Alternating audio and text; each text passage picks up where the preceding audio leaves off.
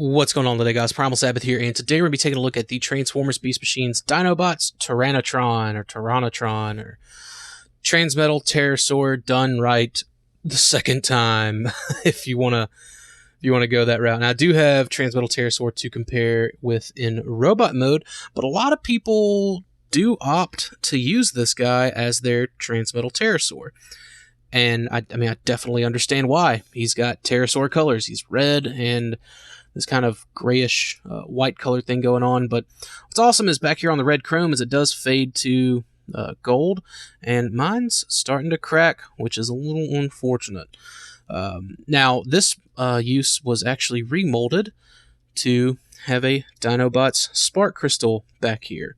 The original does not have this, at least. Well, yeah, you wouldn't have it because, here, I'll just show it off real fast. Yeah, so there's the original. You can see it's kind of covered up. And a fun fact is, even the Armada Terrorsaur does not have this remolding done in here. It uses the first mold. And I think the original Transmetal Fractal was actually going to have the place for the Spark Crystal. It's unfortunate that will probably never get made, but I'll still continue to send Hasbro Facebook messages about it once a year. But other than that, you know, he still retains the vehicle mode. If you are so inclined to do that, okay, I guess this kind of does have to just. There we go, and there we go. Like all the Transmetal stuff, it's just, you know, like a half thought out sort of thing. I don't want to, you know, I maybe wouldn't say half thought out. I don't even know if the beak's supposed to fold up to do anything. All things considered, but yeah. So maybe these come back. I don't know, but you got little vertical takeoff and landing things. Truth be told, I really don't even know what the vehicle mode for this dude is. I'm just kind of guessing at this point, but oh well. So let's get all this back up. I know that like that is supposed to be for vehicle mode, and this is supposed to be more or less for beast mode, but yeah, so he's got some pretty cool deco things going on, but again, like just something to worry about is red and gold chrome. It's going to be prone to flaking, even though this is, you know, made in a post 1998 era of Transformers. So just something to kind of like be aware of. But other than that, there we kind of have Terranotron. So, you know, you can do a wild variety of different things and different poses with them. I like the red fade here on the beak. Like, it starts at this kind of brownish color, and it just goes like straight into a you know, very nice flat red. Like he's been pecking into some alien blood or something, or, you know, people. So yeah. Other than that, I wish they would have not left this so bland underneath here. Like even the Beast Wars one didn't do that. Like they still put some deco on the underside of it, but you know, I guess like that's just one of those cost-cutting things between 1998 and 2001, whatever it is. So, all right, let's go ahead and get Terranotron into his robot mode, and we will finish things off from there. All right, so here's Terranotron in his robot mode. Now I can't remember if the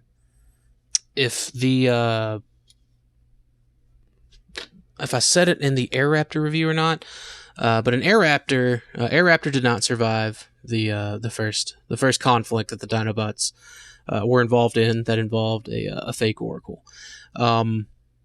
This guy, on the other hand, did survive that conflict, and I'm pretty sure he also survived the conflict with Cryotech, and like he wasn't abducted or anything.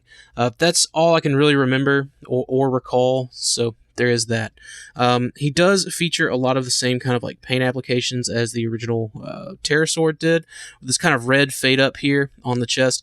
Again, I really do understand why people would want to use this as a Transmetal Terrorsaur. Like, this just makes a lot more sense for Transmetal Terrorsaur than this does. And it's not to say that this is a bad looking figure or anything like that at all.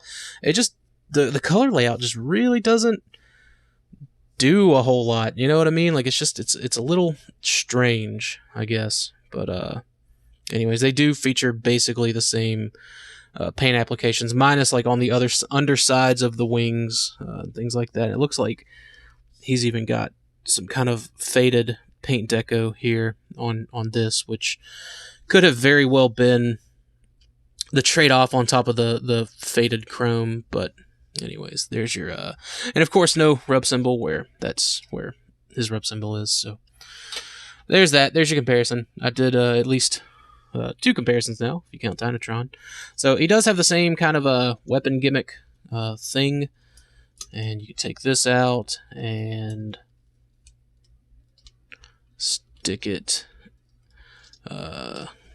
in his hand and use them as I think Fractal will use them like as blasters, but they may have been blasters / heated swords. They may have also just been heated swords. I don't know. I know that they definitely make more sense as handheld weapons than anything that can like shoot lasers from them or anything. So I guess we'll kind of stick with that. But yeah. So that's pretty much it for Terranotron. God, I keep wanting to call him. I don't know why I kept wanting to call him Terrorsaur, and then sometimes I was wanting to call him Air Razor for some strange reason. But yeah, that's it for Terranotron. Let's see. Let's get him in with the crew so far.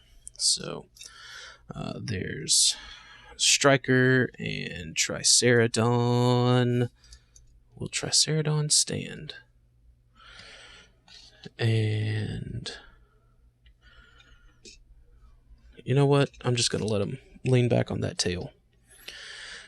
And then here's another flying buddy that also has some back heavy issues. And there's Magmatron. So let's get this up, scooch this back a little bit. So the team's kind of coming together somewhat nicely. But what sucks about this, it's hard to like really make these guys look good like on a shelf together. Just because a lot of them kind of like stay in the same height, and yeah, like to really do them justice, you got to kind of have them like lined up with Magmatron and T-Rex sort of in the back.